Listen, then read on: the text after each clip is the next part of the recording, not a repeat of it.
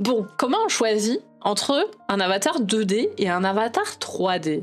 En vrai, si votre contenu, c'est du streaming classique, genre ce que je fais là, vous êtes en vue jusqu'au buste, vous discutez, vous faites du react ou vous jouez aux jeux vidéo, c'est avant tout un choix esthétique. Est-ce que vous préférez être en 2D ou être en 3D? En vrai, vous regardez des modèles et vous choisissez ce que vous avez le mieux. La différence principale, c'est que en 2D, vous avez des possibilités d'intégration limitées, puisque votre avatar, il peut pas bouger son corps. Donc, par exemple, vous pouvez pas interagir avec des décors, vous pouvez pas vous tourner, vous mettre de dos, vous pouvez pas être traqué full body, enfin techniquement c'est pas 100% impossible, mais personne ne rig un modèle pour qu'il soit traquable full body, mais il y a l'énorme avantage que c'est clé en main.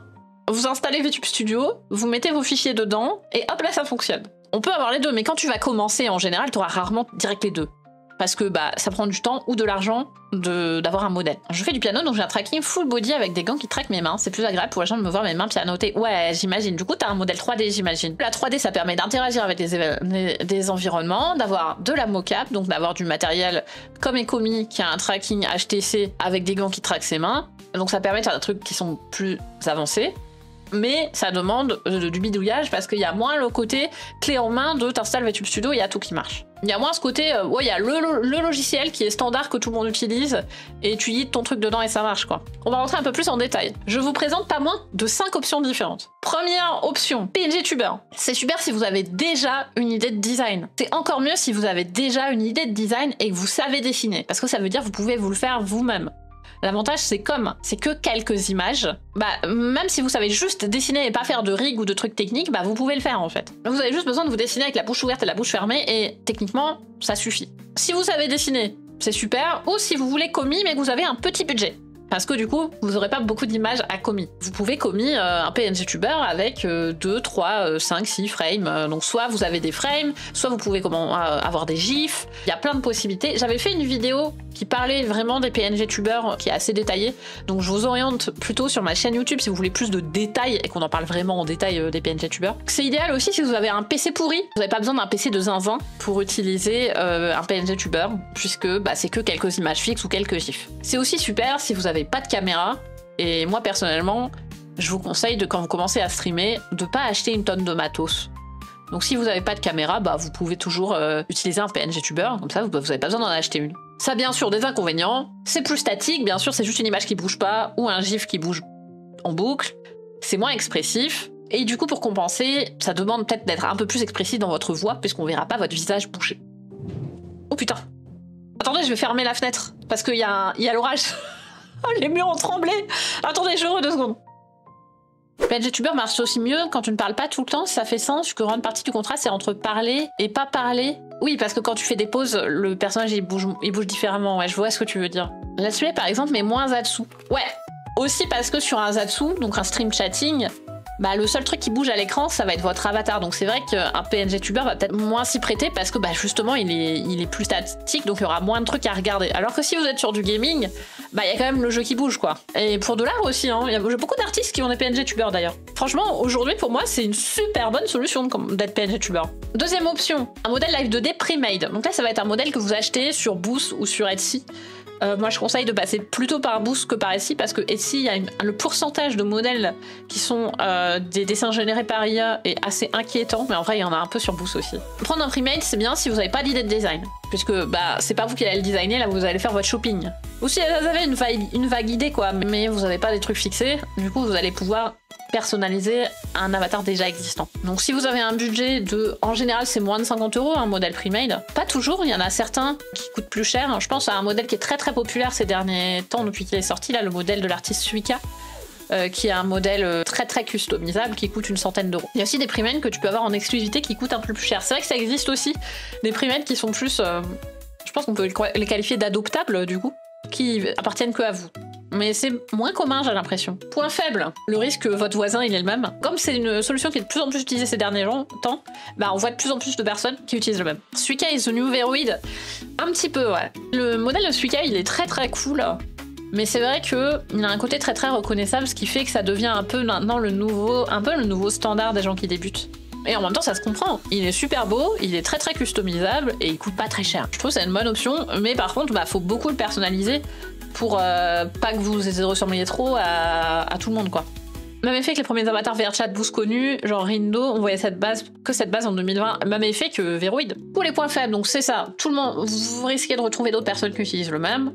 Le design, il vous appartient pas, donc ça veut dire par exemple, si vous voulez l'utiliser long terme, vous pourrez jamais faire de merch par exemple. Et bah il y a le risque de tomber sur des trucs générés par IA. En général, c'est marqué, donc si vous cherchez à acheter des modèles sur Boost ou sur Etsy, essayez de bien lire la description. Beaucoup d'artistes se mettent à faire des modèles custom, ça va être game changer pour les VTubers du temps. Oui, il y en a de plus en plus, il va y en avoir plein là, parce que on a vu l'énorme succès qu'a eu le modèle de Suika, et du coup, on va voir de plus en plus d'artistes faire des modèles customisables comme ça. Suika m'a modifié les New Veroid Sweat Capuche. Ah, les Veroid Sweat Capuche, putain. Maintenant, il y en a plus trop, mais en 2021, je pense que j'étais la plus grande hater du Veroid Sweat Capuche. Hein. Veroid Sweat Capuche avec les textures de base, avec la lèvre brillante là. No offense, ça permet aux VTubers de marcher pour qu'ils puissent pourrir. Ah oui, bien sûr. Je dis ça en mode je suis une hater, mais s'il n'y avait pas eu Veroid, si on n'avait pas pu commencer avec ces modèles Veroid basiques, pas assez customisés et tout, on n'en sait pas là où on en est aujourd'hui. Il n'y aurait pas autant de gens qui seraient devenus VTubers. Veroid a tellement changé, on peut tellement personnaliser, même sans connaissance, sans modifier les textures. Oui, mais comme on le disait tout à l'heure, l'inconvénient de ça, c'est que du coup, ça fait que les gens customisent pas tant que ça et tout le monde se ressemble. C'est une force et une faiblesse en même temps. La plupart des gens qui commencent avec Veroid, ils se disent pas j'ai un design et je vais le transporter dans Veroid. Ils ouvrent Veroid, ils sont là, je vais faire ça comme une création de personnage en utilisant des trucs tout faits. Et du coup, ça fait un truc très uniforme, tu vois. Mais du coup, si vous voulez utiliser Veroid, moi ce que je vous conseille, c'est d'avoir déjà votre idée de design et ensuite de le faire dans Veroid, mais d'avoir déjà votre idée avant. Du coup, attendez. Troisième truc, du coup. Veroid 3D, incroyable.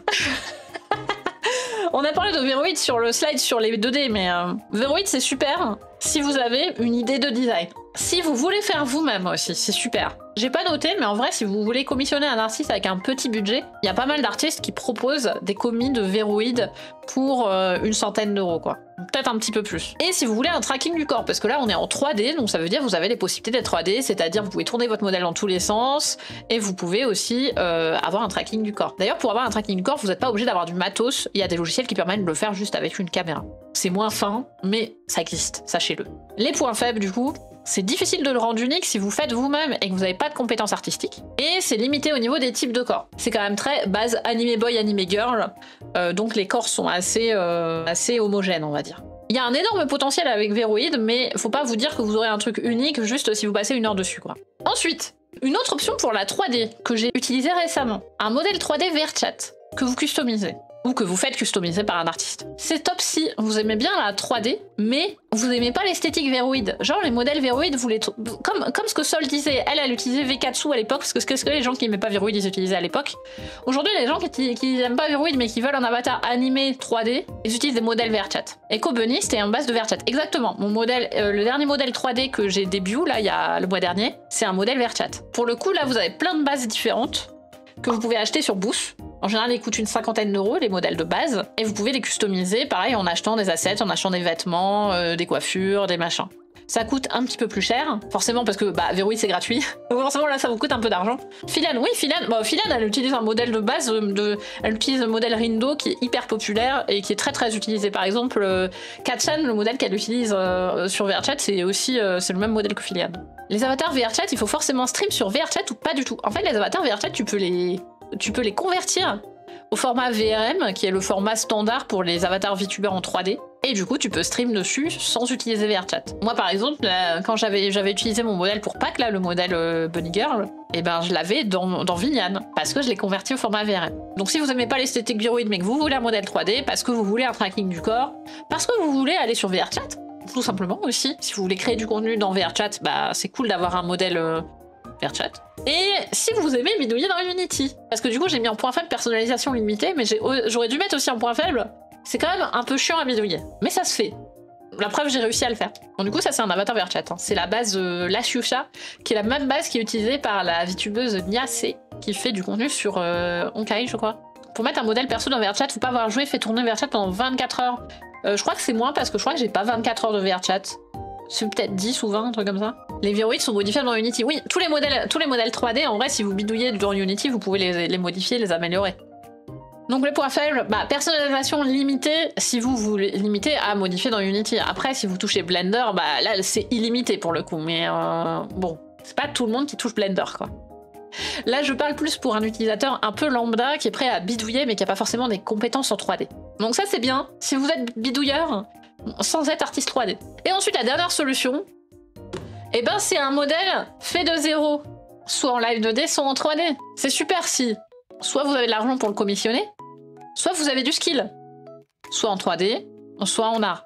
Les points faibles, c'est le prix que ça coûte si vous commissionnez, et le temps de fabrication, quoi qu'il arrive, que vous le fassiez vous-même ou que vous le fassiez faire par quelqu'un. Ça dépend c'est quoi votre trio. Est-ce que vous êtes VTuber parce que ce qui vous kiffez faire, ce qui vous anime, c'est créer des avatars? Bah en vrai, go créer l'avatar from scratch quoi. Par contre, si vous voulez streamer, peut-être pas le faire tout de suite, genre. Sinon, vous streamez, mais dans 6 mois, quoi. Ça peut coûter entre 500 et 10 000 euros. C'est plutôt vrai, comme le dit NecoPlays. J'ai rig mon premier modèle en une après-midi. Putain, une après-midi. Moi, le premier modèle Live 2D, je l'ai rig en 2 jours, je crois. Soit je l'ai fait en 1 semaine, le premier modèle Live 2D que j'ai fait. Ça me rappelle dans une moindre mesure les gens qui veulent jouer à Warhammer avec une armée full paint. Au final, ils passent des heures sur chaque modèle et ne jouent jamais. Oui, en vrai, c'est ça que je voulais dire par c'est un peu overkill, mais si vous êtes chaud, vous pouvez y aller. C'est si vous en sentez de le faire et que, bah, 1, c'est ça qui vous amuse, 2, vous êtes comme Plonk, vous arrivez à le faire en 2 jours. En vrai, go. Mais il faut savoir que si vous voulez un truc cool, ça va vous prendre du temps, voilà. Et que si votre prio, c'est de vouloir stream la semaine prochaine, vous pouvez peut-être en attendant commencer avec un truc tout fait. Ou avec un truc qui vous prend moins de temps, comme un PNG tuber ou quoi. Le modèle from scratch en 1 semaine, en vrai, c'est pas infaisable. Hein. Mon premier modèle Live 2D, attendez, je vous le montre, je l'ai là. Je l'ai fait en 1 semaine. Bon, y a que le buste, les formes du visage, elles sont cheloues. 1 semaine à raison de combien d'heures? J'avais le Covid et du coup j'étais en arrêt maladie. Je pensais à un modèle 3D de 0 à sculpter. Non, j'ai jamais fait de modèle 3D from scratch pour le coup. J'ai déjà ouvert Blender pour faire des modifs d'envéroïdes et honnêtement ça m'a suffi.